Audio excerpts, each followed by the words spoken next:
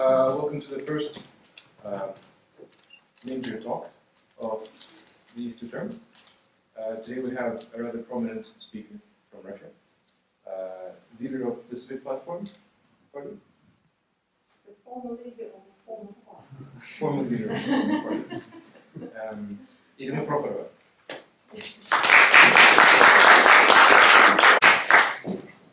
Ladies and gentlemen, first of all, I want to thank Cambridge University Russian Society for inviting me to Cambridge. So my last visit to this wonderful city was a number of years ago. So that's a great pleasure to be here, and I'm very grateful to all that you decided to sacrifice such a beautiful day and coming to listen to a talk about the fate of Russia. As you perhaps know, this is the favorite topic, and so Russian people could talk for hours and through the whole night. I hope I won't be too talkative, because speaking in a foreign language is quite a good thing for Russian people. You can't be so eloquent. So I think probably I'll talk for half an hour, I hope, and then probably have questions we'll discuss it. Because you never know what is really interesting to you. Probably all follow what's going on in Russia, so I won't be able to say something which you don't know. But probably I'll express my view what's going on. Because, I'm happy to combine different types of activity. First time I'm publishing. And so in 1992 I started my journal, New Literary Observer, and now it's a publishing house with 3 periodicals, around 100 books per year, dealing with the humanities, social studies, and contemporary Russian literature. Then I'm co-founder of Michael Prokhorov Charitable Foundation, which supports Russian culture in Russian regions. And so I had quite an active part in political life, but not for a long span of time, but still, of this party which was called Civic Platform, which 2 months ago announced its closure. I'll probably explain a bit how it happened and why.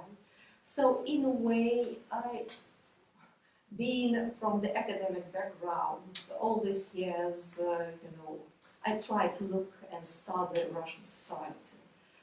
In a way, as you know, that's 2 sacred questions: who is to blame and what to do, is always on the Russian agenda. So in a way, I try to talk about these questions, but not blaming someone, but trying to understand why the things are going on in such a different direction, and what is really to do just in order to change the tide, so to say. But of course I won't explain what's going on now, because it's reaction. It's quite a lot of pleasant things going on.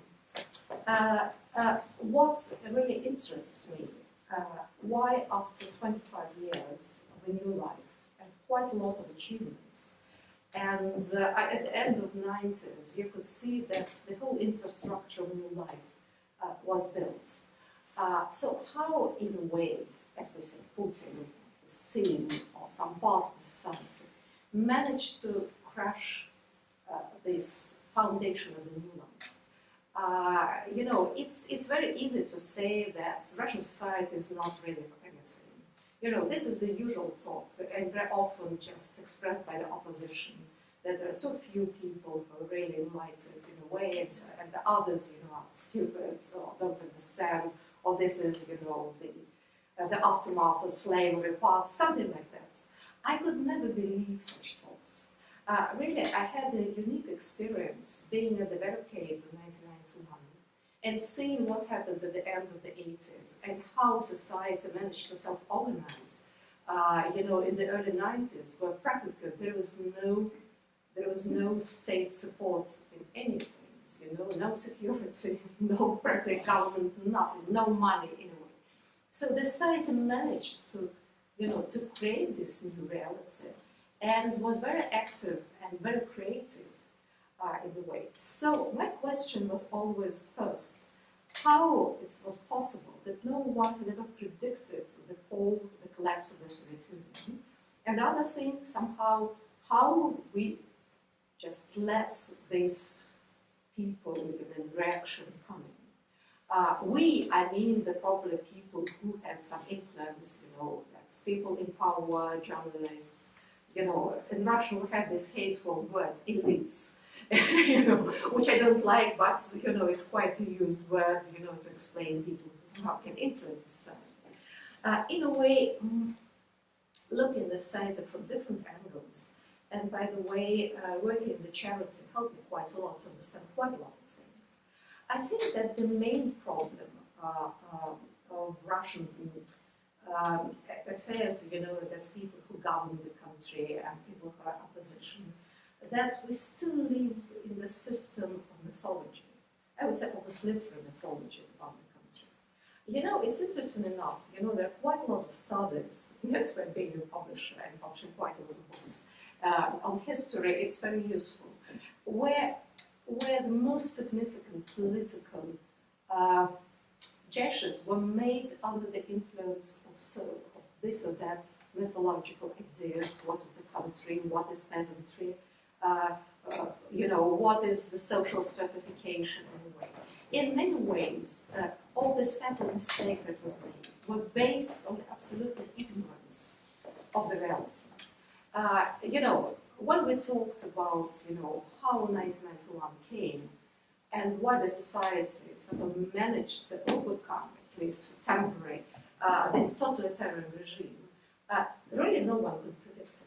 So my idea was to start with the late Soviet society and see how it managed to develop under this vial of totalitarianism. And it's interesting that people found quite peculiar ways of developing, but on the surface you can see only this monster which seemed to be eternal. And so a lot of very specific practices, a quite specific language developed in the society to understand and evaluate new ideas. And I would say the fatal mistake, probably the only one great mistake that was made by the reformers of the early 90s, that they underestimated a very important,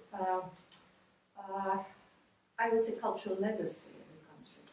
I would say this is the country of messianic or probably utopian thinking in many ways. So you can't simply say to people, just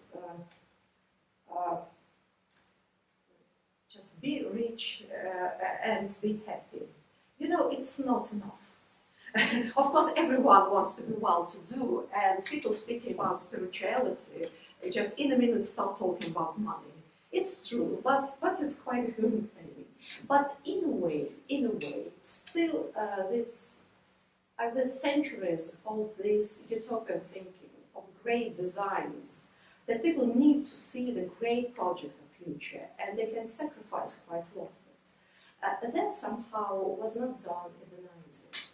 And I understand it emotionally, because, after the collapse of the Soviet Union, everyone was so fed with all this ideology, with all this, this cult of, Communist Party. For a moment, there was a quiet relief not to think about it, just to do your work. But what was a great advantage for some parts of the society, in a way, what was quite a drawback for the other. And people waited, at least for 10 years, and this, the credit for reforms and reformers was quite high. People just wanted being explained what's going on. But somehow, in a way, I talked to quite a lot of people in power, in journalism, those who were in charge of the major TV channels in Russia, and I asked them, why don't you explain, the essence of democracy? It's just words. People just don't understand. Sometimes they associate, freedom with this havoc which is going on. And living in Moscow and St. Petersburg, it's one thing. But living somewhere in the Russian regions, it was a disaster for many people. There's no work, no money, no prospects at all. So why people should sacrifice their lives for some ideas which they really don't grasp? I was told, usually, with a sneer, that those who understand, and you shouldn't explain to fools. Somehow looking at the at the society as a pack of fools, I would say is very, I would say dangerous in a way. And it's not fair. I just described my, I would say, small social experiments. When we started our foundation in 2004 in Norilsk, those who know where is it, this is the most northern city in the world. This is the Arctic Circle, and this is northern parts of the Krasnoyarsk area of the huge Siberian region. And the idea was that we started with a very difficult city, that's company town, with quite a lot of problems. This is the former Gulag region. This is the model of the whole country. And so when we started, we were typically Russian intellectuals who said that we'll support only high-quality projects, nothing else. When we started, it appeared that no one can produce such type of project. But this is very specific late Soviet society with quite a lot of educated people, but quite conservative in their tastes and abilities to produce different types of projects. So we were at a crossroads, either not to support anything, or just to evaluate, our standards and understand what's going on. Of course, it's typically a view of the people from the capital, say,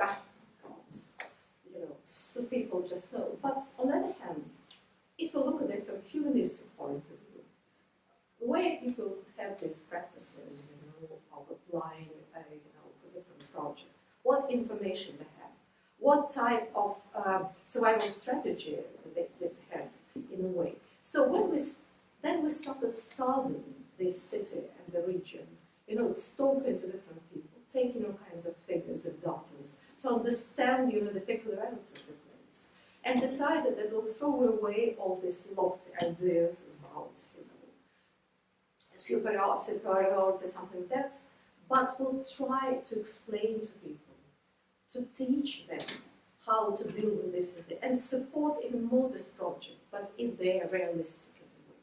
And I would say we worked in the city for 5 years, and in 5 years it was an absolutely different society.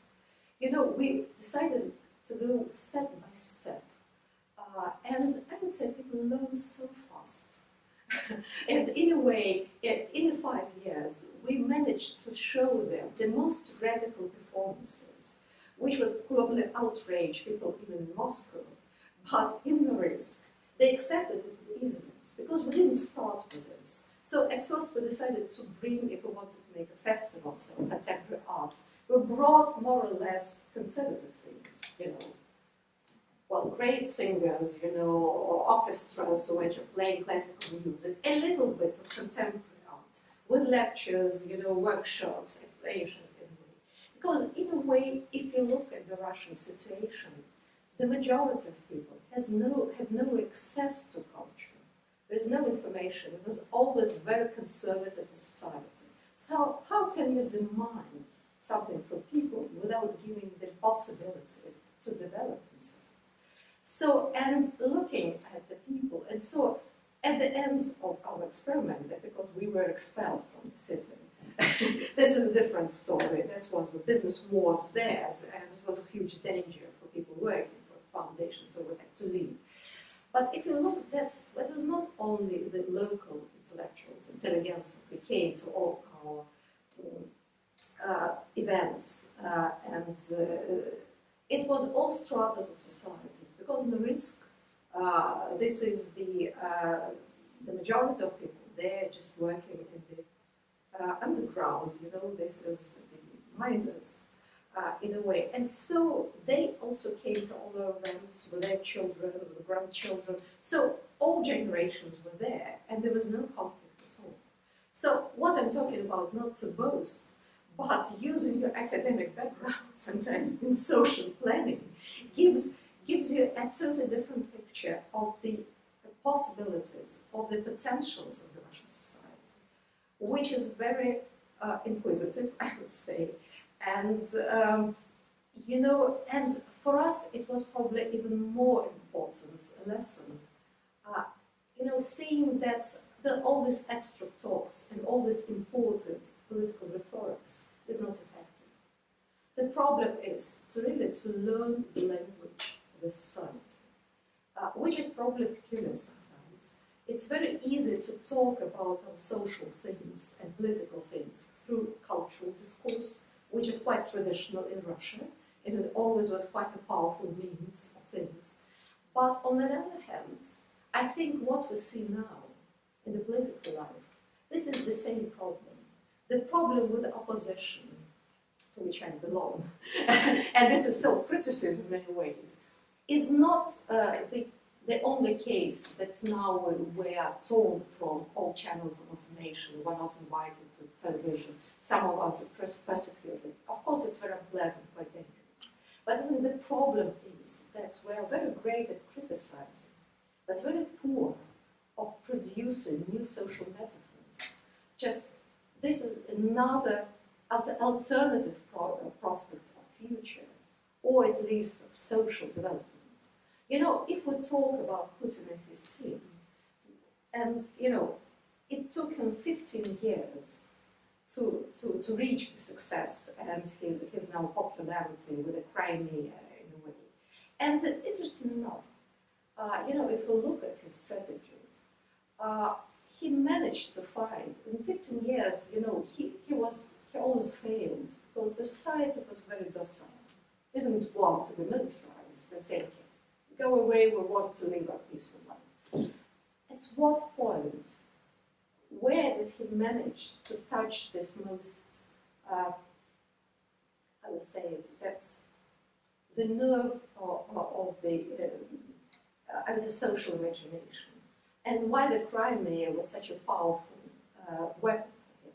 You know, I think the best explanation was given by Alexander Pitigorsky, I would say the great Russian philosopher, by the way, who lived many years in Great Britain. In his many lectures, I think he explained it wonderfully. He said that by the early 19th century, they have crystallized a very special imperial consciousness in Russia, which consisted in, you know, looking at the territory itself, which is more sacred than people living in it. So territory is the, I would say, the value in itself, and not their citizens. And so in this way, it explains quite a lot about this mythical territory and the boundary of these borders, which are also magical borders. If you step aside, somehow you are in some foreign and dangerous and hostile land. And I think this social metaphor still works, and it's still, I would say, actual for the Russian life. And I think that's why you explained this very strange notion that if you leave the country, you're betrayed, because you betray the territory. And if you look at the imagination, the Russian imagination, if you read up here, you know, the whole imagery of immigration production, first, if you look at the first wave of immigration, which was literary in a way, what they're nostalgic of, not of people, but of the landscape. All these birches, all the steppes, all kinds of things, but never people anyway. Not even great ideas. I think this is a very powerful thing. And in a way, taking the Crimea, you know, reverberates in Russian imagery that we again gain this sacred land of ours. Of course, ignoring the people living there, it doesn't matter what's going on as far as their fates are concerned.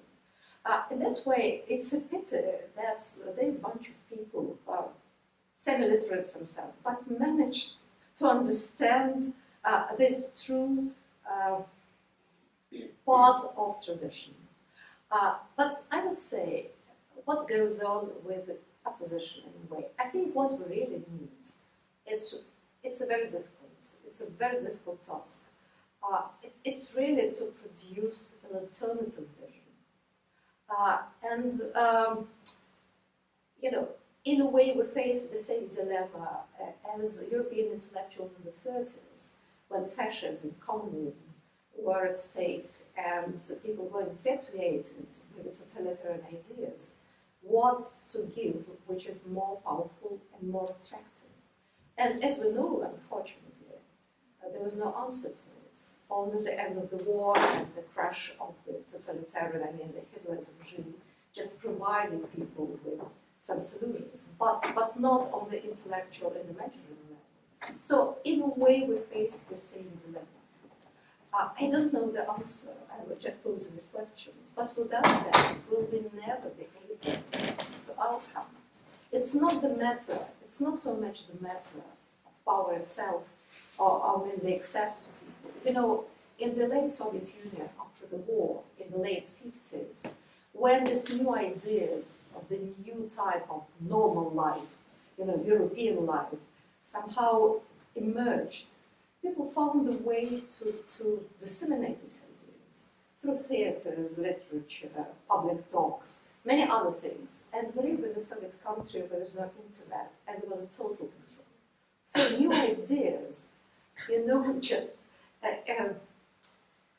find society quite quickly through different mediums. The problem with idea itself. What I can see as not a distant future, but the reality. Nowadays, as you can understand, that these fights around history, it's not simply, that's crude ideology. But strangely enough, I would say Putin has found this, he felt the same trend in European thinking. Because, that after the war, after the collapse of grand narratives, re-evaluating history and the past became much more important than speaking about the future. So, in a way, he is in trend, not us. And psychologically, it appears and intellectually appears that we become out of date, which I think in some parts of it. So, in a way, to win this battle of histories, we should revelate the history of freedom, which does exist in Russia. The problem is that it has been discredited by the Soviet historiography because it took quite a lot of people and events and distorted it, accumulated in the Soviet type of historical narrative. And the problem is how you should present this new history of freedom in Russia, which I think is quite an interesting project in a way. And how you can explain that this tradition also exists beside this trend, I would say, imperial, nationalistic or conservative thinking, which is now presented as the only one tradition in Russia. So I think in this way, probably this time is very important, not so much for acting, but important for thinking. And I think this is a good time to think new. And I see even in the hot debates among the different opposition parties and in different parts of society in general, such debates and thinking, the thinking process has started. The last 2 years is characteristic of a huge success of all kinds of public lectures, which I would say 5 years ago no one will ever come. Or probably 3 people in the audience and 10 people on the stage. But suddenly something has changed. So if a certain, well-known person or simply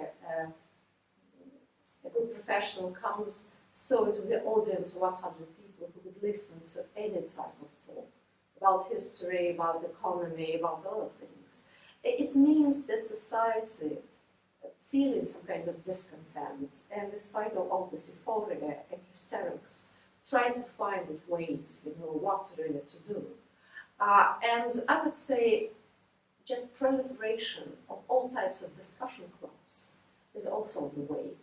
Because every week I receive at least 2 invitations to talk to some kind of small clubs of people, everywhere. So it reminds me a little bit of the early years of perestroika, where all this type of discussionные клубы just appeared like mushrooms after the rain, where people discussed hotly everything from any plays and novels and political issues in a way. And I think this is a very positive sign. It means the society is not apathetic. It's not 85% of support. It never, such figures can never exist at all.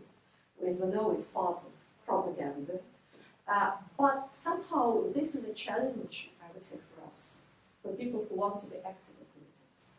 Yes, we should come to people and not only criticize, and in a way, but giving them some hope, some vision of future, and interesting enough, some new value system of values. I have a small program on one of the television channels, which is called System Ценностей.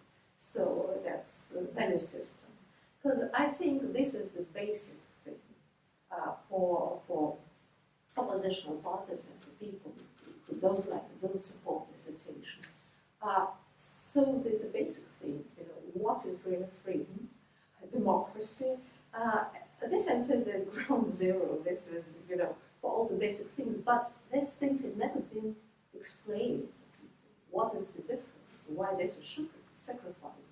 It's interesting, sometimes when I talk on radio, and there's always interactive, so people call after my talk, and ask questions. Quite a lot of people ask the same question or have the same comment and say, okay, we're against the annexation of the Crimea, okay, it's your problem and we support it, and we are ready to stay poor. But to know that the sacred land of the Crimea is now part of Russia. My answer is always, and somehow it's interesting, I say, okay, if you prefer to stay poor, it's your choice. But why do you want to sacrifice your children to the ambitions of some people who have nothing to do with you? So if your choice is to be poor, you can do it. But you close the future for your children. So the problem is that you love the state more than your own children. I thought it works because people just are perplexed, they never thought about it. But on the other hand, sometimes I answer and say, okay, you're ready to sacrifice the life of your children, your prosperity, anything. For what? For the Crimea. But why you are not ready to sacrifice it to freedom, in a way? So in this sense, this is idea of individual freedom, somehow is not, it's not the first value, I would say, that's the, for them. And I'm quite sure that in reality, they do value things, but somehow this traditional image of state history is still in their minds. So they can never see this psychological booby trap where they are presented with the values which are not their own. So in many ways, you have to deal with such things and explain it to ourselves. Because many times when we speak about ourselves with my colleagues and friends and talking about, the dangers, to academic life, to intellectual life, to journalist papers, as we call it, educated elites, educated classes, I say, okay, let us talk about whether we really want to live in a democratic country or we want to be a kind of privileged group. If the latter, then we should complain. Because if you want to be privileged, then you were always under this excess of power and looking upwards, what Putin say, what somebody else say, and then you should be speechwriters of the people in power. If you want to live in a democratic country, then we should speak to the society and work with the society. So that's absolutely different ways of seeing about your profession. So there are quite a lot of problems, I would say, in Russia nowadays, but still looking at what's going on, and despite of all my concerns, I'm not desperate. I think that we must find a way, and we can do it. There are quite a lot of brilliant people living, either in Russia or everywhere in the world. And I must say that we are all in the same boat. If Russia were a kind of exceptional country, probably it would be even easier for me. This is a very special case, it's Russia. But we can see that the trends are the same. There's a nationalistic uprise, quite a lot of radicalism appearing, quite a lot of Chinese thoughts, neo-totalitarian thinking. So probably Russia, because being quite young and radical culture, it's much more visible there than anywhere else. So in a way, I think that's our mutual task, to think about this new characteristic, the revelation of the democratic print. Let me stop here, or I'll speak for hours more. Probably you'll ask questions.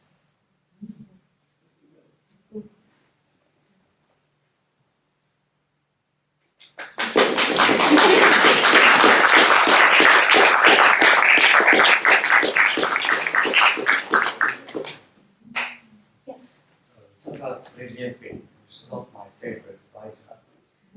Described the meeting Not with described the meeting with Putin at the time when Nashi and so on was all taking off. And he said to him, don't you feel what we lack is a national idea? And Putin said, yes, he said, I've been thinking a lot recently about the national idea.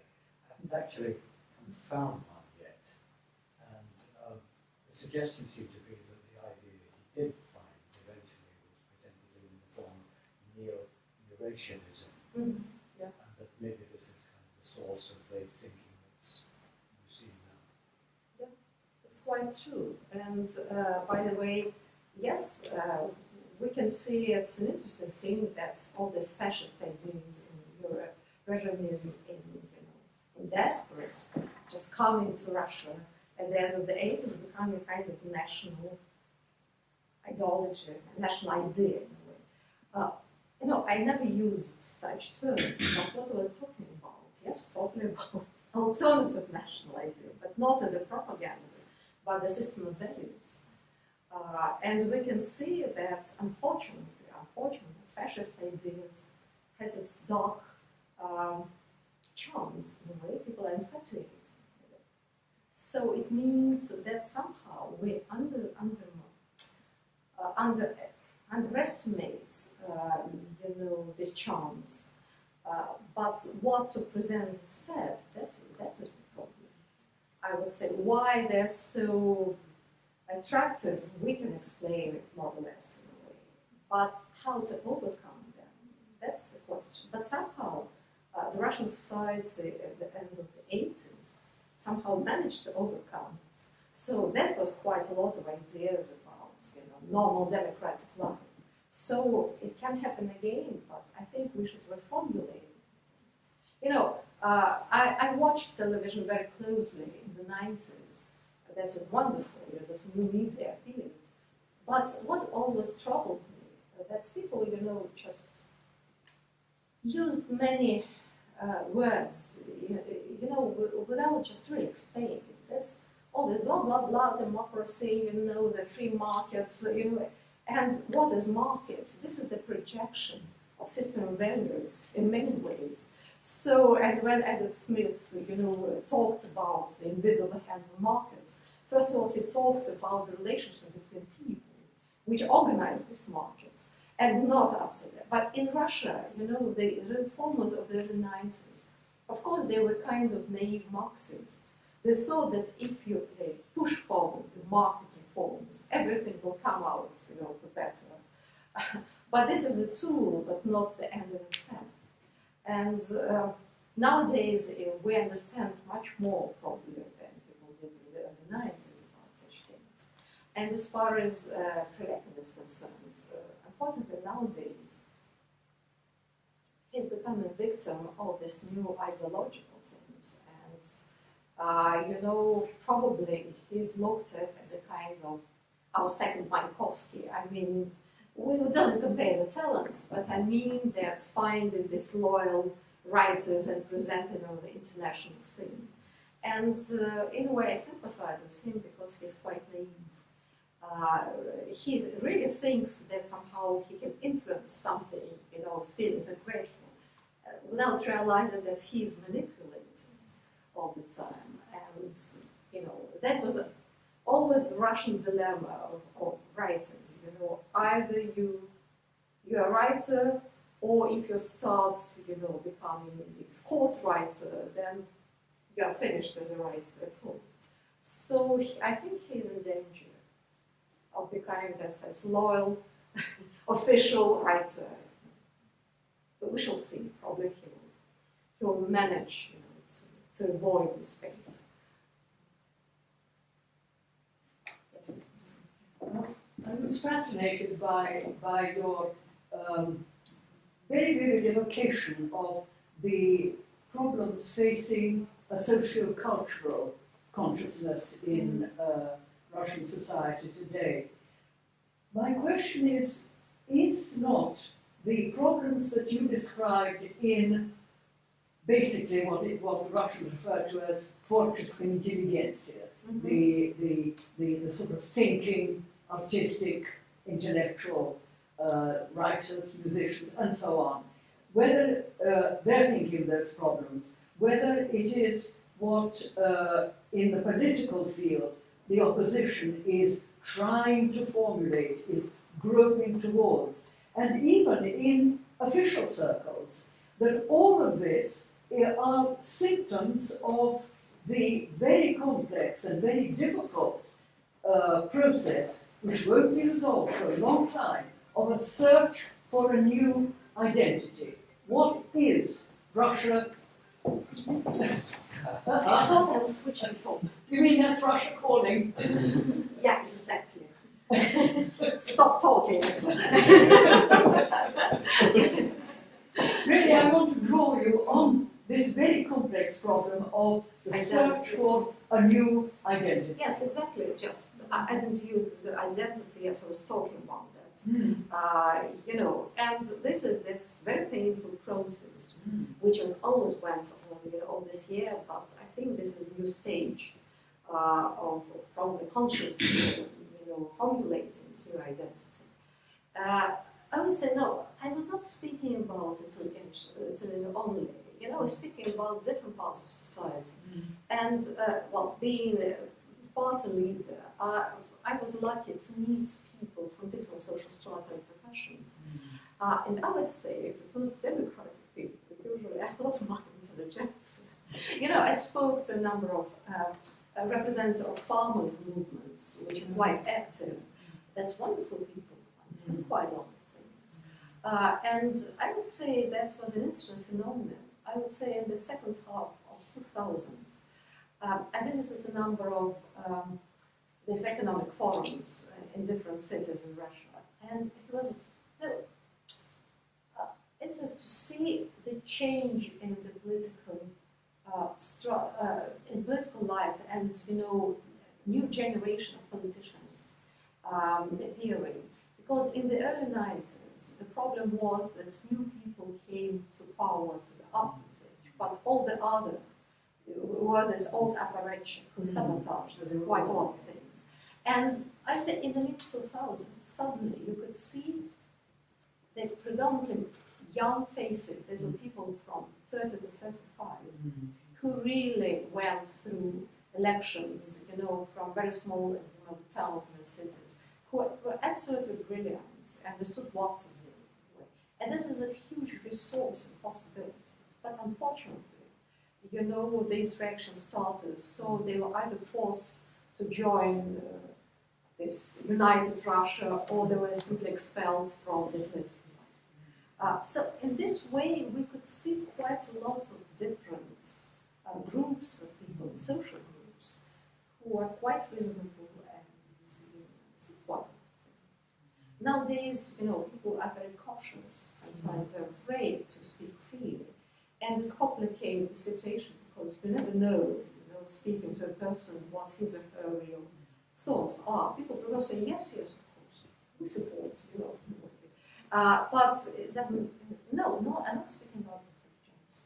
But I would say that if you are, especially in politics, and I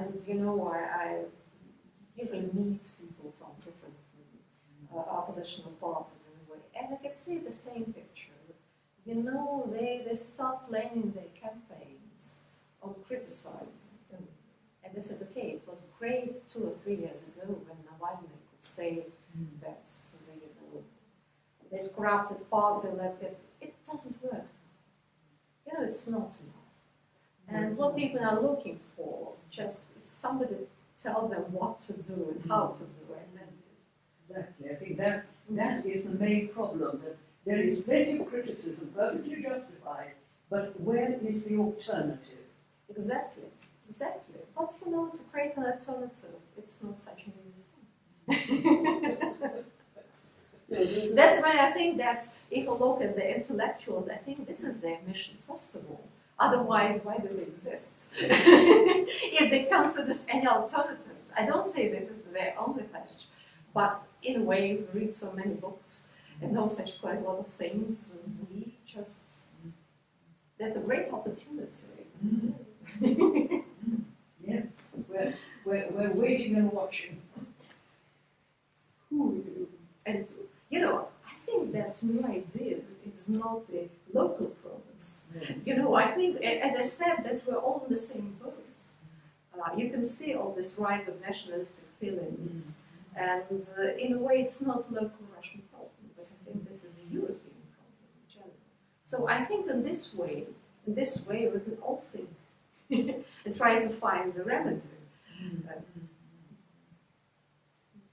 To continue this, with regard to we need to have a kind of alternative and so on, how, if you compare the level of propaganda during the Brezhnev time and nowadays, how easy it is to talk to young people, for example, not in Moscow, not in St. Petersburg, but for example somewhere in far away in Siberia, It depends. There's no such thing as young people. The generation is always divided. If you compare this level of propaganda, what's your opinion? It depends on the regions. The propaganda nowadays is the same everywhere. But it really depends on many circumstances. For instance, I don't know, everything changes now so quickly. But I remember at the peak of this Crimea euphoria in Moscow, when it was unbearable, I just said to my old friends that let's put a taboo on this thing, otherwise, we could cancel our friendship after 40 years of civil relationship, just stop talking about it. So I went to Krasnoyarsk and talked to people, and it seemed that was absolutely different country, It was there, in the midst of Siberia, and they say, what's going on in Moscow, What are you doing there, in a way? Somehow, I don't know how it's now, probably after a year of total propaganda, they're all becoming crazy, I don't know. But at that time, it's so completely, they felt that was something there, which is quite foreign to them. And besides, I would say in many regions, people, have a grudge against Moscow. I mean, as kind of this super centralization, taking money from the region. So there are quite a lot mixed of different feelings about it. So there's no some average level. It depends. And the country, the city is very fragmented.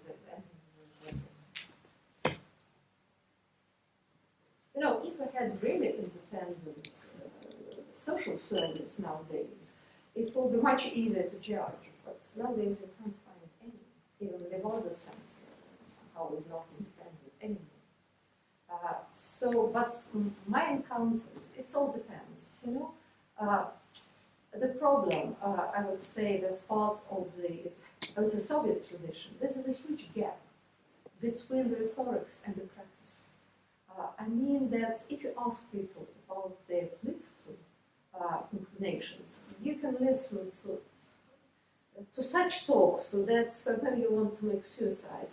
But if you start asking you know, how they live, what their children doing, what they think about their future, suddenly you realize that's in their just everyday practice. They quite support democracy in many ways. So the problem how to, you know, to unite these two different way, you know, just thinking, at least expressing, and this, you know, individual way of life. That's why it's so difficult to judge. You know, you can never judge by talks.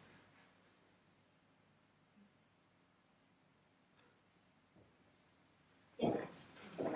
Talking of, you're talking of freedom and democracy as a result of a set of values, which It's based on a set of values. Yes, of course. Say. So in a way, the freedom and democracy are a set of values, and both of these words are just expressions of those values. So earlier here there was Eurasianism was mentioned, and talking of today's inclination of the Russian government towards Eurasianism, historically Eurasianism was invented. Well, the first idea of it was that the West, with its set of values, is trying to make them universal, to make everybody have these values. And the idea of Eurasianism was that every people, every person has a right to have his own values. So my question is therefore, can we call freedom a set of values that implies that it is the only right set of values and tries to make every other person have the same set of values? This is a good philosophical question. You know, I would say, you know, this is part of this propaganda which you somehow reanimated in saying that yes, Russia has its own destiny and we have our own set of values. Well, I'm not against it, but if you look at the results, you know, it's always a trick of many politicians saying, you know, we have a special mentality, so killing several millions of people, it's okay for us. It's our set of values. And the West, you know, this decadent West presented there with some kind of, you know, this pseudo-humanistic view. I think this is, you know, the twist of the ideas, in a way. And looking in reality, the Russian society is very militaristic, very crude in many ways. And, you know, just putting aside Eurasianism, any other thing, you know, I think that people, in reality, don't like living in such a society. They suffer quite a lot. So speaking not about just freedom, it's a problem, but speaking about it, you know, there's the basic things about, say it, I'm sorry for my English, just, you know, dignity, safety from the states, and you know, many other things. Call it universal or not, but this is the only way of civilization. What do we call civilization then? Not iPads, but I would say different relationships between people. You know, the way to control, the way to govern and to live. You know, otherwise you can, you know, do quite a lot of atrocities. You know, just justifying the saying, okay, this is different. Then, you know, otherwise, you know, the white people prefer to go to some other countries, I mean, first of all, Western countries, and criticize them, because, you know, it's never you can find paradise, it's okay, but the element of things, you know, what we call freedom and what are parameters, this is really a very serious talk. You can understand in many ways, and this idea of freedom and personal security, in a way, was somehow discredited because all the problems of the 90s were very true. What presented that was not the consequences of the communist rule, who just crashed the countries. But because of this, you see, this is democracy and this is your freedom. You know, it was upside down. And this talk, you know, and the difference between some local habits, you know, specificity of this country and system of values, it's quite sophisticated thing. You know, but the usual talk, the usual rhetoric nowadays, yes, we're not the West, we have our own ideas about everything, and we are the circle of enemies, you know, who try to conquer us. And that's why I just stop talking about this liberalism, freedom, blah, blah, blah, blah, blah, blah. No. We are conservative values, which in reality means this is totalitarian thinking and way of life. Not very pleasant.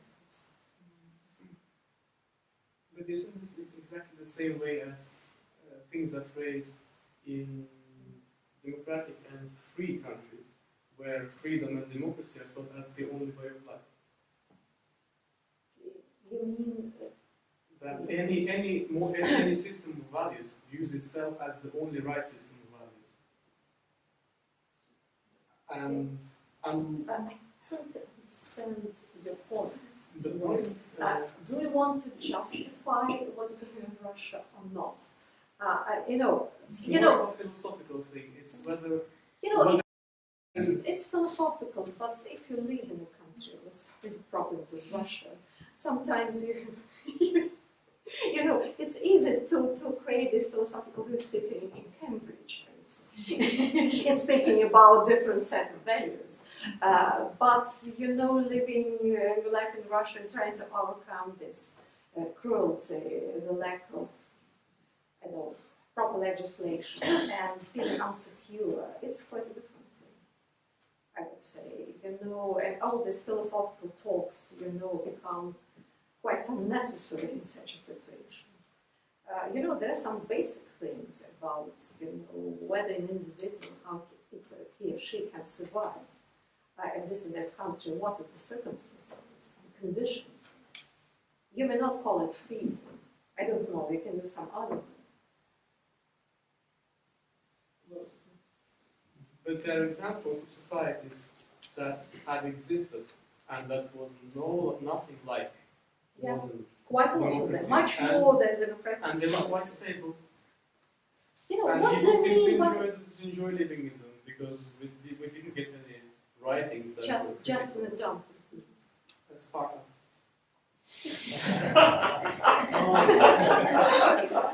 You know, we're not speaking about the ancient world, you know, we're speaking of the contemporary world. But Probably in primordial world there were some values as well.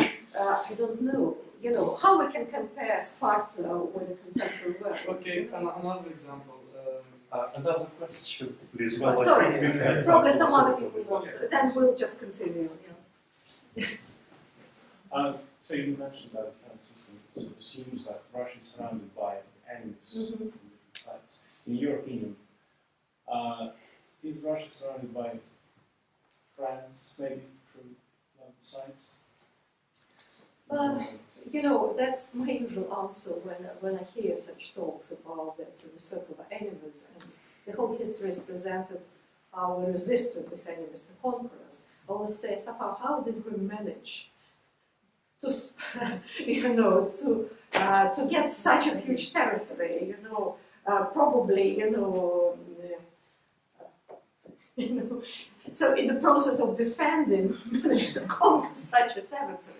In a way, you know, I think it's not useless talking with friends and enemies. You know, I think that the best way to create partnership, you know, to find the way of compromise instead of creating the circle of enemies. It's really what Putin did manage to do. It's to create the circle of enemies, just with one gesture. And even in the 90s, when the situation was so dramatic in Russia and so insecure, I would say, I would credit Yeltsin, who managed to create all this partnership with the former republics, with the West European countries, finding the ways, you know, to deal with the situation. So it's very easy to create enemies, you know. You need much more, you know, brilliance not to do so. It depends. You know, usually I try, when I answer the questions of people who are quite hostile to my way of thinking, and saying, yes, we are just by animals, you know, trying to conquer our land. I said, okay, there are different individual strategies. You know, you can make your way and succeed in life, either creating quite a lot of friendships and people support you know, and through friendship you make your career, your famous, or you can, you know, just write letters, denouncing letters to everyone, quarreling with our neighbors. It's another strategy of survival. I think the first one is better. Hi. I would like to continue in the set of values, but not very in a theoretical way, but a very practical one. Very much like your metaphor of the propaganda touching a nerve that consisted of appealing to a specific set of values within the bigger set of values of the Russian society. And of course, that set of values has been formed through generations, and in a way, idea of trying to re-educate and recreate a slightly different set of values, which would be more democratic, I find it slightly impractical because that's a very long-scale project. So I was wondering if you think of it as potentially also finding a set of values within the set of values of the people, using the same strategy of finding a nerve that would appeal but would have more democratic connotations, if that's at all possible. About alternative, I didn't mean to invent something that never existed. It's impossible in a way. But, you know, but if you look at its tradition, the history, and not mainstream, it's not one channel.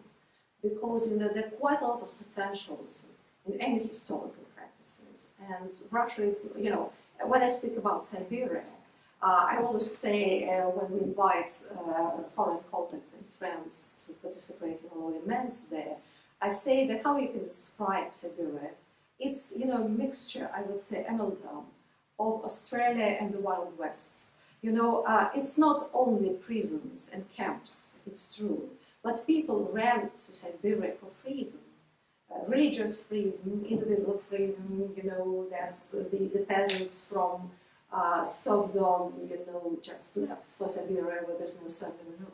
So this is also part of our historical heritage.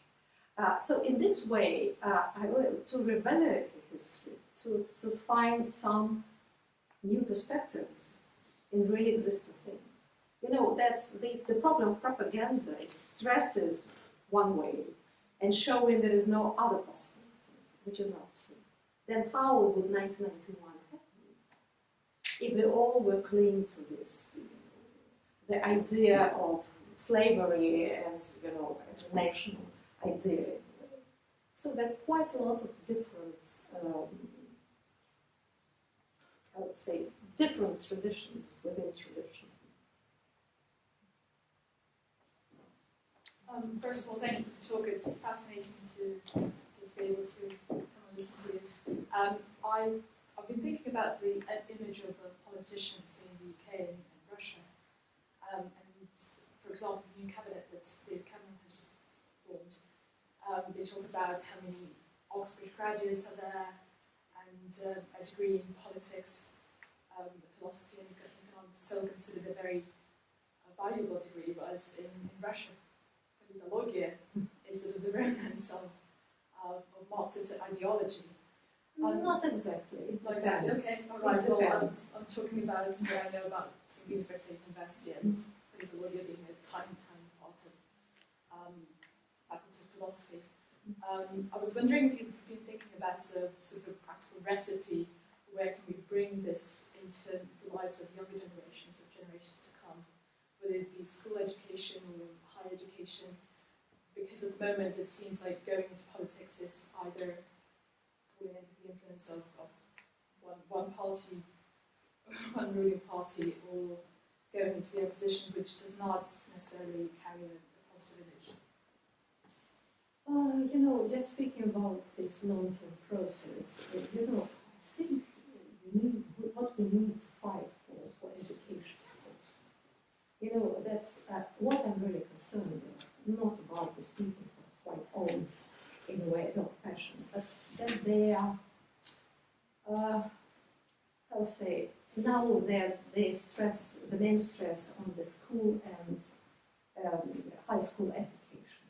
So now we could see, and this is the first results of this Putin era, now this is a new generation of people coming from schools, which differs radically from the previous generation.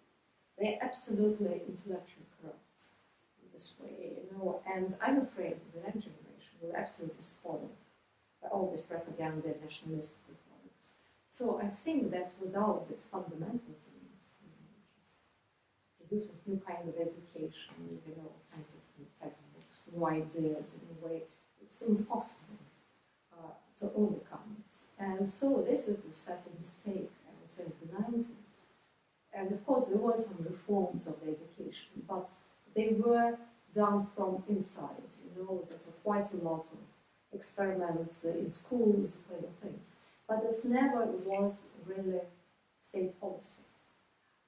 So there was huge need for new textbooks because children, you know, I remember that in 2004 when we started the foundation, I came to Krasnoyarsk and I talked to librarians and university librarians, and they said that they stopped buying books from 1989 till 2004. It means that children continue to read the Soviet textbooks, which is, and then why we should be surprised what's going on, in a way. So of course, we can create any crazy ideas about anything, but if it's not systematic,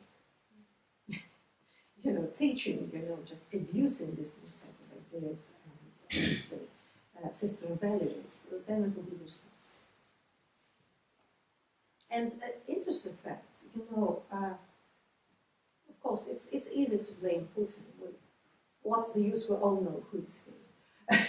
Anyway, but interesting, when I asked my colleagues, okay, so would you write, say, an alternative, I would say, textbook or something, you know, say, on literature, on history, or something like that, which I think this is an essential thing. And many teachers, some always complain, and I know there are quite a lot of good teachers, who suffer from the lack of material, and they say, you know, sometimes we can't explain to children why it's not true. We don't have the facts, so we need such kinds of books like that, in a way. And whenever I ask my colleagues, they say they're too busy, you know, they don't have time, there are quite a lot of excuses. But then they say, of course, that the academic life is such specific in Russia that if you write such popular book, it will be not part of the academic bonuses and many other things. Okay, then we should stop complaining. Who could produce, who must produce such types of information but us? And I will say, you know, this is not academic. I would say this is almost a political issue, you know, showing some alternative, you know, anyway.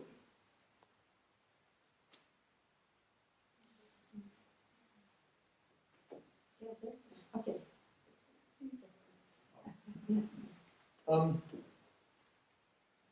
So two questions in one. First of all, I think you capture very well a dilemma of cultural history and ideas. That on the one hand, of course, culture is real.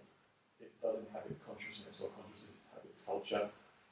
And the new has to be sensed to be rooted in something. So it's sort of off-the-shelf menu for the future, so to speak. Right? People are, to some extent, trapped by their own cultural modalities, on the one hand. On the other hand, to hold up culture as the explanation for everything we do with an abnegation of responsibility, and that leads nowhere eventually. However, it strikes me that your solution, the direction you want to go in, while understandable in intellectual context, is very ideas-led, and I wonder whether the solution is really an ideas, or ideas have to be part of solutions by looking for solutions. But to dream up a new ideology is clearly impossible. the West, whatever that is, doesn't emerge from the idea of democracy, or it emerges in all sorts of complex interactions with ideas and industrializations, urban formations, civic society, investment, financial systems, and all the rest of it. So I wanted to ask, I'm not doing this very well, but really two contexts. Where would you be on both of those? One is that irrespective of ideas, what we're seeing is a kind of, I hesitate to use the word sitting next to someone who has great worldwide empires than I do, but it's Russia's great misfortune to have had a land empire. In this country, we knew where the sea begins and that's where we end. With the exception of one place, disagree called Ireland. The only place in this country where we have land borders in the post-imperial world is Ireland, and we made such a mess of that. So it is not surprising that we have such an enormous land empire with illogical borders everywhere, adjusting politically and psychologically and culturally to a post-imperial world is full of contradictions and difficulties regardless of what the national idea is going to be. And it took this country, in that simple context, several decades to get even as close to it as we are now. This issue of Scotland. So that's the first question, as to whether, and then people adapt ideas to find crutches, to find places of safety in their heads in a confusing world. But then the other side of it is and this is not a new point, that clearly one of the failures of the post-Soviet world has been not just building different ideas, but human investment, building an economy, building places where people can put their aspirations into real effect, particularly in the provinces, which you know very well. And to say we want alternative system of values, and there is an effect in places where people can't actually priorities. have scope. You need things that you can do, well, which imply those values. I don't want to create an impression of idealists who thinks about abstracted ideas, but speaking about investments, okay, is it all this system of priority is not based on a certain type of ideas how to develop the country. And in a way, speaking about Russia, yes, there was an attempt in the 90s to turn empire into republic, or say confederation, federation, say what you say. And it started, the process was quite successful, unlike criticism of nowadays, because at the end of the 90s, there were quite a lot of surveys showing that the region started, this process of development, and so it unfortunately was stopped by Putin, and this is the problem of the political system, where this one person and his, I would say, clique or clerk, can change everything, all at once. Speaking about ideas, if we look at some bits of history from the Western world, it's mythology as well, very different countries in the West, I would say, but, what is religious wars of the 17th century, if not the battle of ideas, which was expressed through different religious attitudes, towards gods, man, this. And what about the great philosophers of the 17th and 18th centuries, including England, which tried to justify the new way of life? Why, for a good Christian, it's not a sin to become well-to-do, for instance. In a way, well, sorry for my primitive, but in a way, I would say that was, the battle of ideas in many ways. That's revolution of minds, how to look at the state, on the king, whether it's a sacred or it's simply, it's a civil agreement in a way. Isn't it a set of ideas which is very profound? Nowadays, because it became quite a routine, we just stop forgetting. We just stop thinking about it. A kind of the fundamental philosophical and basis for all the things. We talk about economy, all the things, but underneath them, this is, I would say, a revolution, intellectual revolution of the 17th century. So that's what I'm talking about. That in a way. Otherwise, it was an interesting, funny episode, historical episode, when quite well-known reformer of the 19th century, Varov, wrote a kind of letter to Nicholas I, and just giving the ideas that in Russia there is a lack of bourgeoisie. He expressed it in a different way, but in this, because in Europe, he said it, so the cities develop quickly because they have this social strata, and we have a lack of bourgeoisie. And so his ideas how to create this bourgeoisie are absolutely crazy. There's some kind of fantastic ideas how to do that. And instead of realizing that we have merchants, we have, as we call it in Russian, mещане, this is proto-bourgeois strata in the cities. You don't need to create anything. Just give more rights to existing social stratas, and then you create this. So that's absolutely the way of thinking, which continues. Just trying to invent something which has never existed on the modeling of the so-called West without differentiating in different countries, instead of seeing the potentials. My idea is to see the potential of the society which do exist. Probably they're not orchestrated in the same way as it's usually, it's in Europe. Though I would say in England and Great Britain and in Germany, they're absolutely different, traditions of politics, culture, many other things, even I think in businesses in London. So that's my idea. It's not something just linked with something, but I would say that what is going on in a way, this is kind of methodological ideas. What is narod? What is state? What is this and this? And unfortunately, I think the majority of us in our positions, we just in the same false mythological contours. That's really to glimpse of the reality is to see it's a very vibrant and active society which has no language, or it expresses it in a different way. Just my favorite example, it was a movement of car owners, motorists, which was very active in the 90s and 2000s, nowadays not so.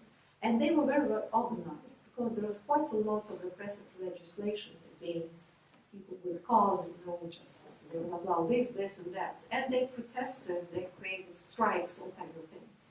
And I remember that quite a lot of foreign journalists always described it as a case, saying that it's a pity that this movement is not political in its way. It's like a social movement, it's pre-political things. And I was always arguing with them, because I said, no, it's a political movement, but it's typically post-Soviet time. Because a car for a Soviet person, it's like, a horse for a peasant.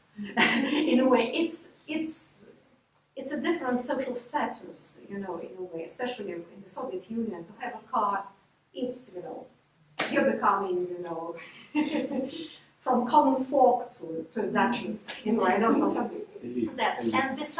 And besides, a car is your private, it's almost a castle.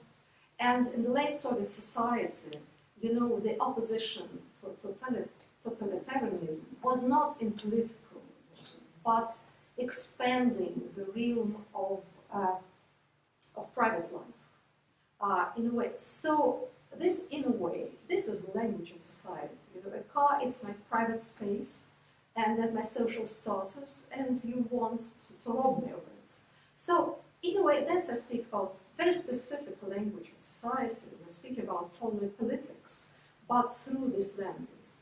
And we'll ignore quite a lot of such things.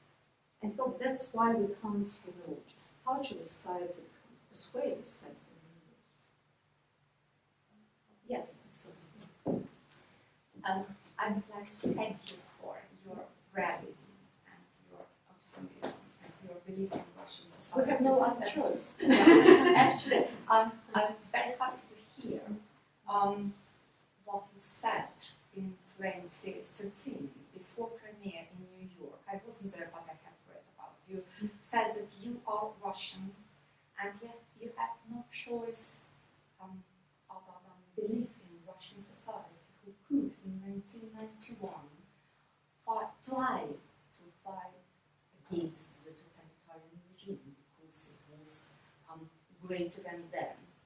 And it is very interesting now that you still have this optimism and you believe in Russian society still. After everything that happened with Grazdanskaya platform and everything we talked about propaganda now. And in relation to this, my question is about the mission of the intellectuals. You mentioned that in your speech today. You said that it is a special mission of the intellectuals to speak with probably young generations and to carry on discussions about Russian future, because we need these discussions. Is LBK, your program is LBK, is LBK independent channel or not? Yeah. It is.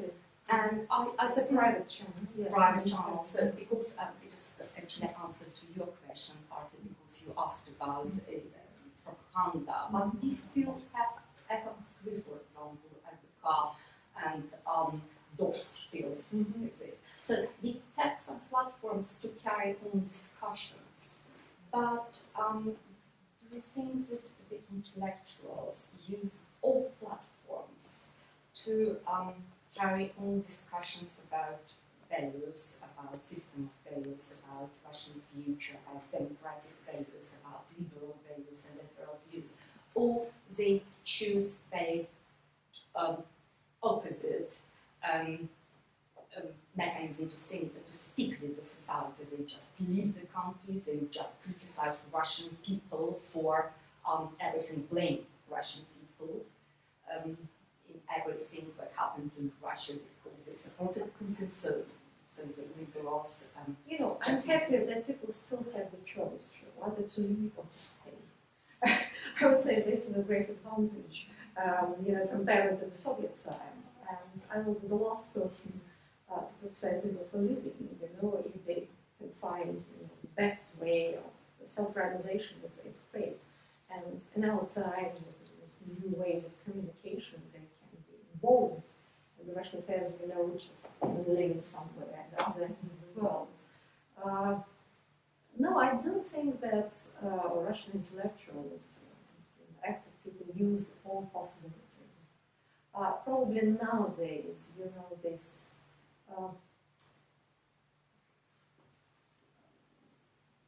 ideas, that really needs to talk to the society, that we have nothing to tell people really about positive things, about very important things. We have quite a lot of things to do, and I always say this is an awful situation, dramatic and tragic situation, but it's a wonderful time, for thinking and being active. And at least we have a great vision, which is quite unique, in a way. So it's a great challenge, but on the other hand, we always say that being intellectual is something in Russia.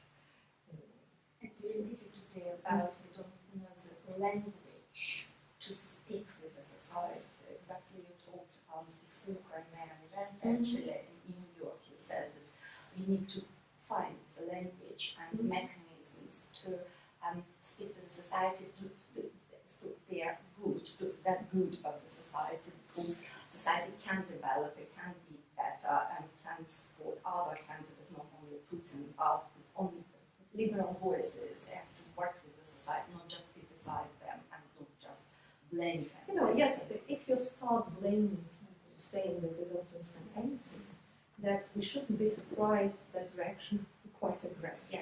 Yes. That's the best way. But, it means that you take away responsibility from yourself, in a way. That's, as a kind of a bad teacher saying that the students are bad. instead of teaching. And I don't look at people that their children will do to teach in a way, but we're part of the society. speaking about intellectual, we don't come from Mars or Venus, you know, that's we part of the society with all prejudices of the same society. So in a way we should start from self-regulation, what are ideas, what are thinking, what's our mission, and then deciding, you know, when I speak, whether we really want to live in a democratic society or not, or we want to be a kind of, you know, pseudo-nobility. But then what we're talking about, then be loyal and you'll have plenty of nice things.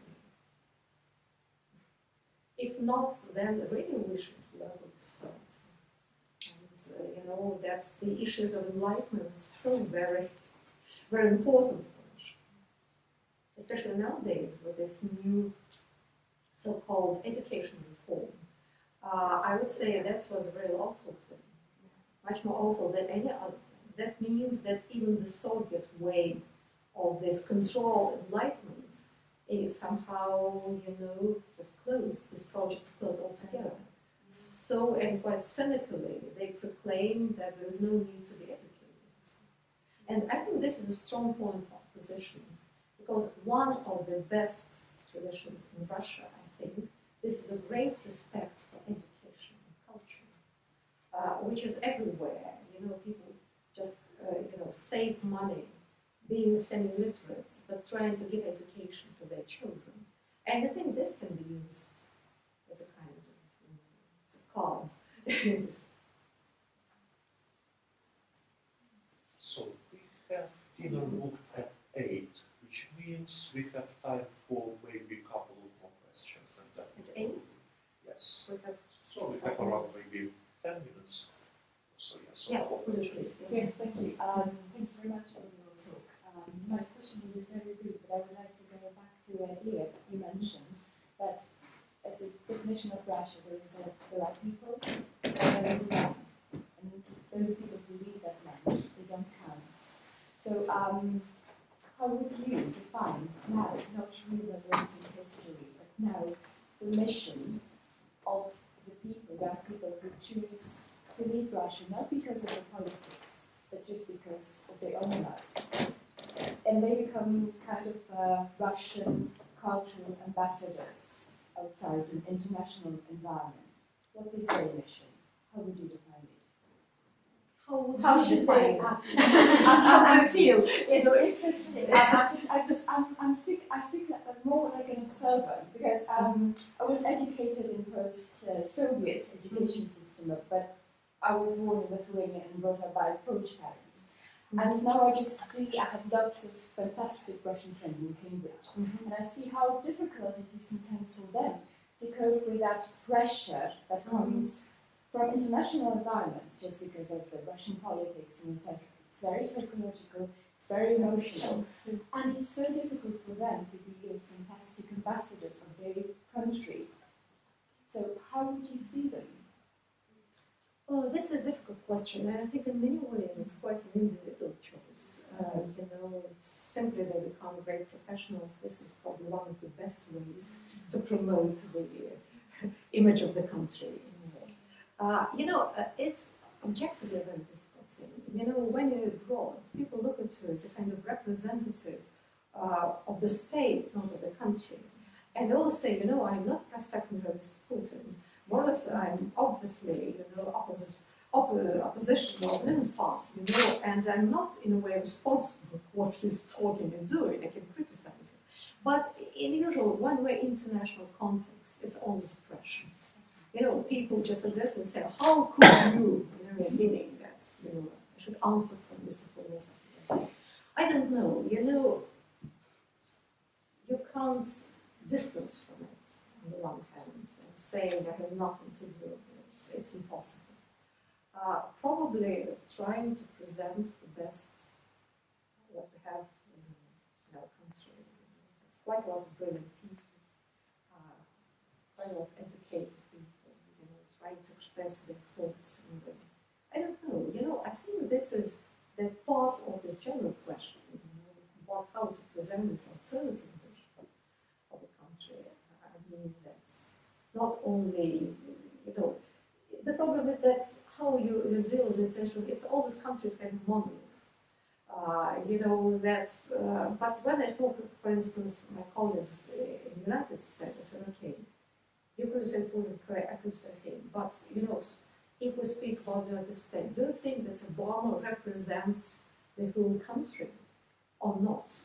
Or we can speak about the country on many other different things. I don't know, I don't know the answer. I can sympathize with people who are there. May I add just a very small postscript to that, because what you've asked is, in fact, the answer is a whole generation of the old Russian emigration. My parents, like so many others, had to leave at the revolution. There were soldiers in the family, we had to leave. My generation was born abroad, in England, France, America, South America, and we, all of us, vast majority, remained, those who are still alive,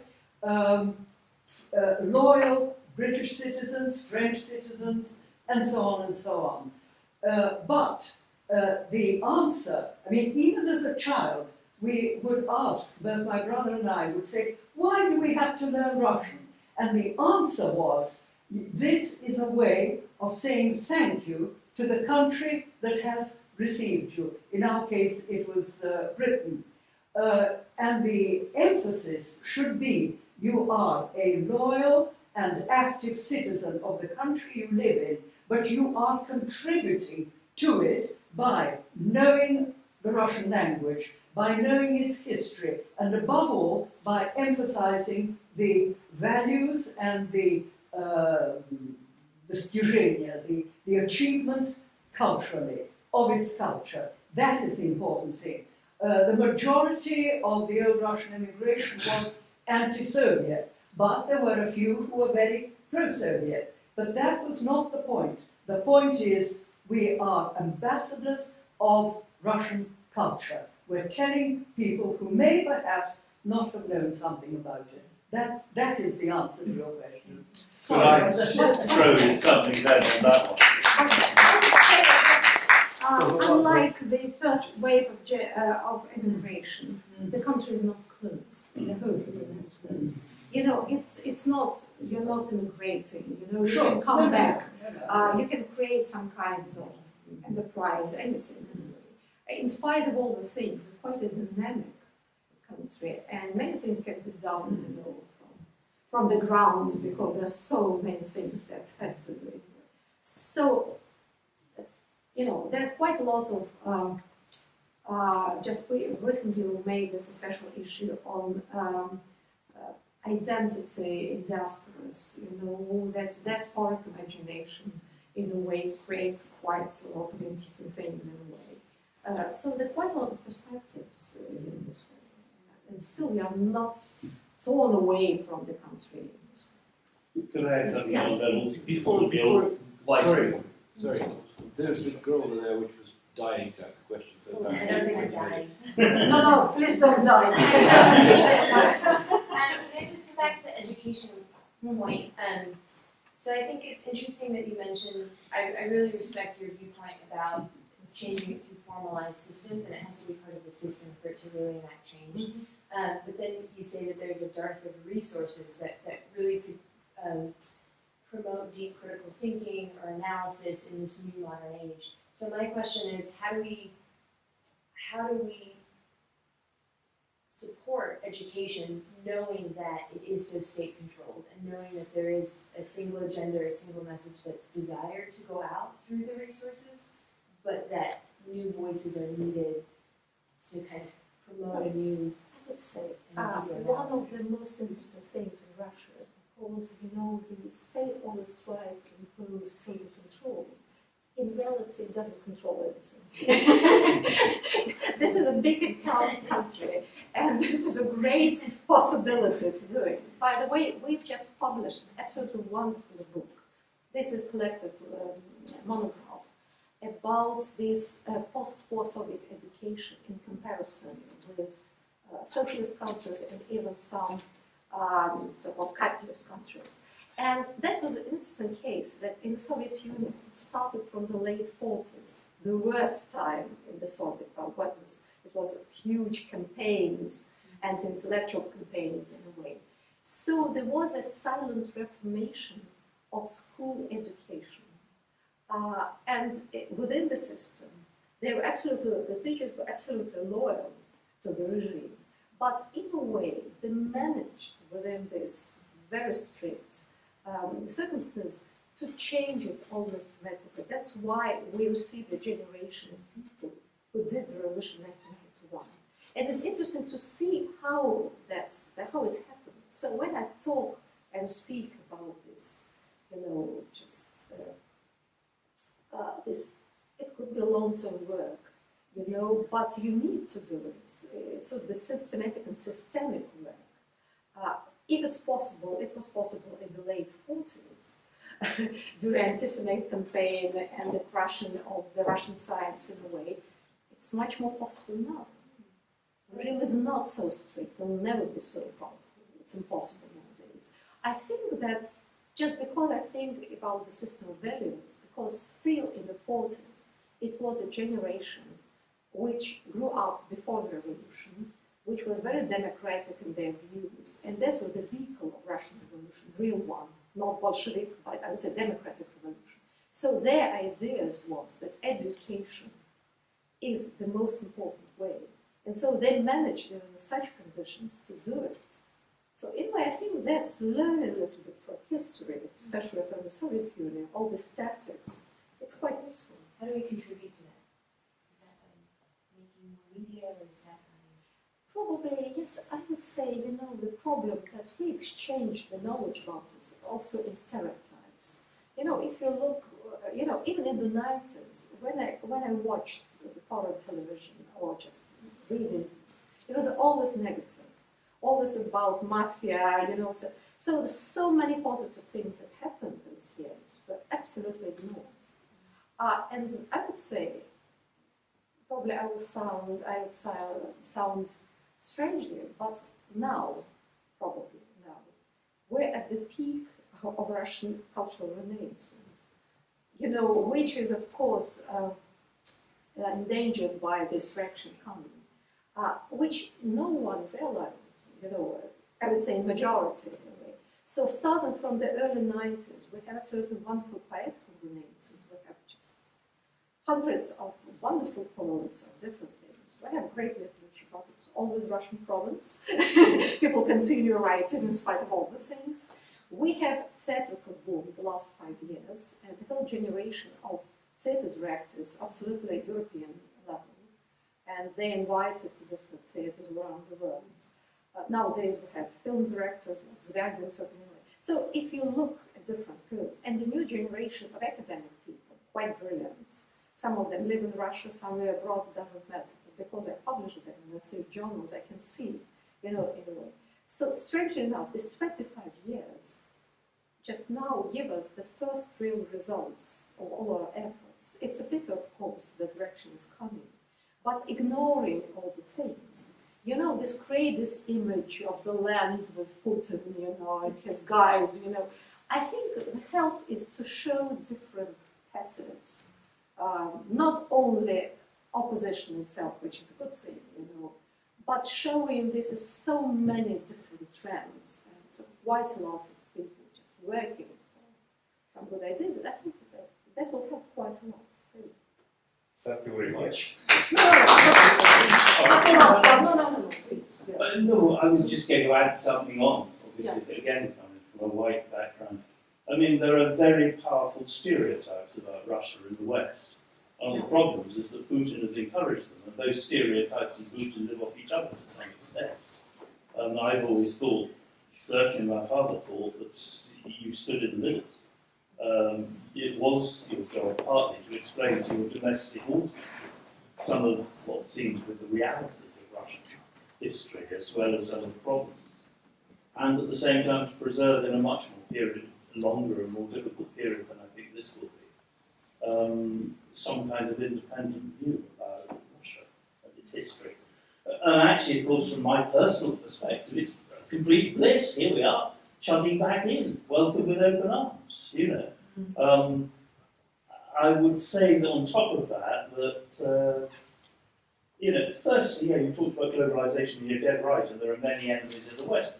When the Russian people were exposed to globalisation in its sharpest and most nasty liberal capitalist form, without any institutional, historical, legal, or psychological preparations, it's not surprising there was a nationalist backlash.